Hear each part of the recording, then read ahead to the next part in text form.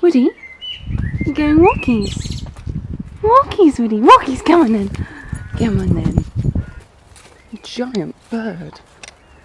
Blooming heck. Where should we go, Wood? Where should we go, Wood? Good afternoon, everybody. I am currently on a little walk avec ma chien, le Butch. She's always been really odd about me talking if I'm on a walk with her. Come on, Diggy. Come on, Wood. She's going to have to follow me. She's got a choice. Camera shy. Or just jealous. Or, to be honest, it is just a little bit rude. I've gone out with her and then I talked to somebody else. So, maybe she's got a point. So it was really sunny earlier. And now it's a little bit muggy.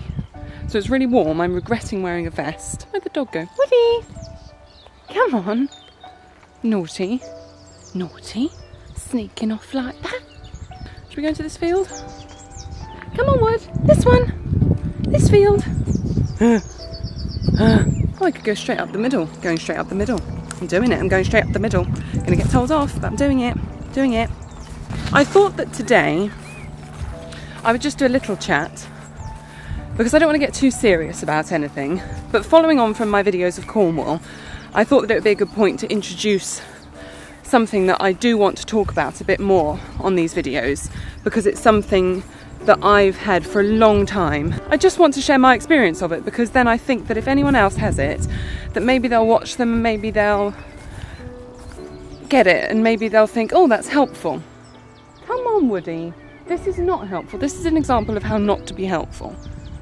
And so that thing is anxiety. A lot of people have an opinion on it and a lot of people have it and a lot of people have different strands of it. So I just wanted to quickly talk about what mine is linked to because I have it. I have anxiety and it's got so much better over the last few years, and that is really the reason why I wanted to talk about it now, because a few years ago I would never have thought that I would feel so much calmer about everything, and so that's quite important to me. I always wanted there to be somebody who I could listen to.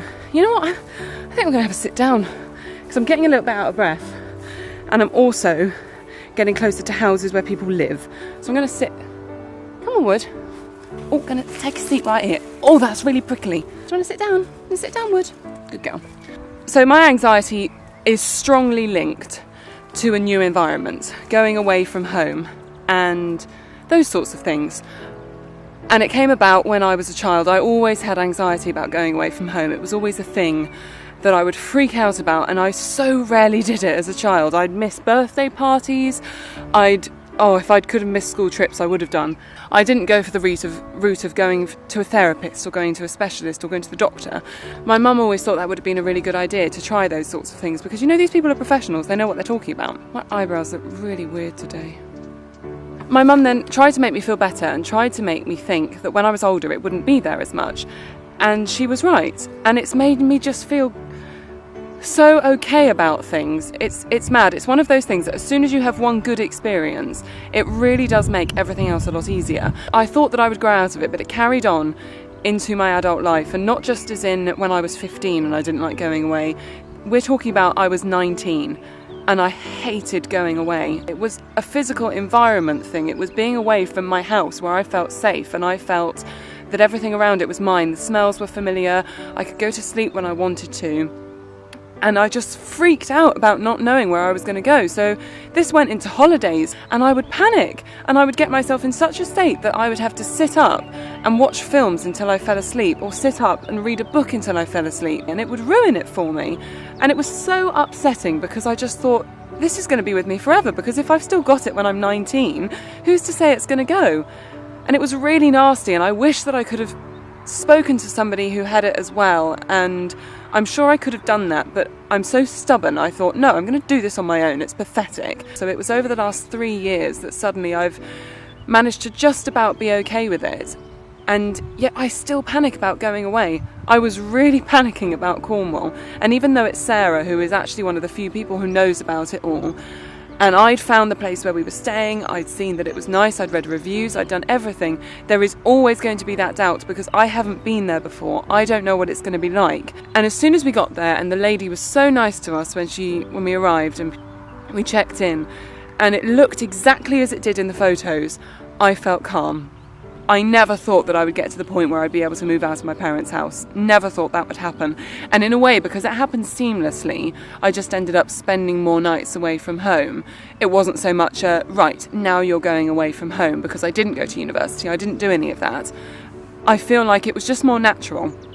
And I know that there are people out there who always thought that, well, if you need to get over something, go and do it. Throw yourself in at the deep end. Go on a summer camp for 2 weeks. I just don't think that works for everyone. It might work for some people, but I know the sort of person that I am. I'm nervous, I'm anxious, and I panic really easily. That would have been the worst possible thing for me. So I'm sure I could have got over this quicker, but instead I took my time with it.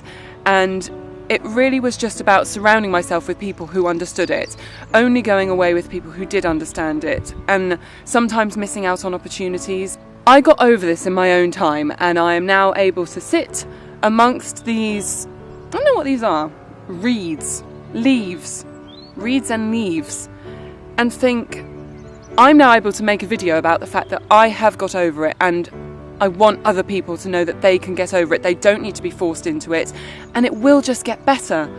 I can just say that now because it's happened, and for so many years I thought it won't just get better, it will not change, I can't change this. But it did, and I'm okay, I'm alive. So if you have to miss out on some things, it's not the end of the world, because ultimately life is too short to go somewhere and be miserable. This has been such a non-coherent video, I'm really sorry. I really wanted it to be more concise and more making sense, but it's because I'm thinking about it all, and I don't really think about it that often anymore because it does make me panic still to think about it. There are always going to be things that trigger anxiety. I know that there will be times in the future when I still get anxious. I know now with things like holidays, as long as I've seen what it looks like and I've read some reviews on it, that it's okay. And ultimately, the main thing to remember is you're going to be fine. It's not going to kill you going somewhere that you don't know. Obviously, if there are other factors that happen, and that does happen, then that's really unfortunate. Ultimately, if I stay somewhere that I don't like, I'm not going to die. I'm just going to have to get through it. And the one thing that my mum used to say to me when I was a child was, as soon as it's past midnight, it's the next day, and it's daytime. Because that was another thing that used to panic me. As soon as it got dark, I felt like everyone was asleep and I was the only one awake in the world. And it's a nasty feeling because you feel really on your own. But you're not on your own. You've just got to count through till midnight. It's the next day, and then you go from one day at a time, and it gets better. I am going to touch on this subject again because I feel like I've only scraped the surface of it today. There are many more reasons behind why I have it, and I know that now. But I just wanted to put it out there because I went to Cornwall and it made me think about it all, and I was really worried about going, and it's silly. But I was fine, and I'm so happy about that. I'm 24, in a field of reeds and my dog, and I'm okay. I'm alive. I'm pretty sure it's going to rain. I'm sorry that this was a slightly serious subject. Oh, big bus. Big bus. Anyway, before my dog completely disowns me, I'm going to carry on with my walk with her. I just ran through a field of sheep as well because I'm a little bit scared of sheep. A little bit scared. Got to go back there now because I didn't bring a house key. If there is anyone who suffers from anything that's vaguely like this, I hope that you will then watch future ones of these, because I really want to just put something out there so that if anyone has it, they can watch it and see that they are not the only one who has this. They're not alone in it. They're not stupid. You're not pathetic. You're just a unique individual. If you haven't watched the Cornwall videos, go over and watch them. They're a bit of a laugh. In fact, they'll pick you up after this depressing rant that I've just had. So go and watch one of them, because it's me and my Sarah mucking around in Cornwall. We went in the sea. We went in the blooming sea. Jesus McGeezers. Bye! She's fine as long as she doesn't know that I'm recording. Secret filming. No, I'm not filming, Wood. I'm just taking a photo. Oh no, busted! Busted!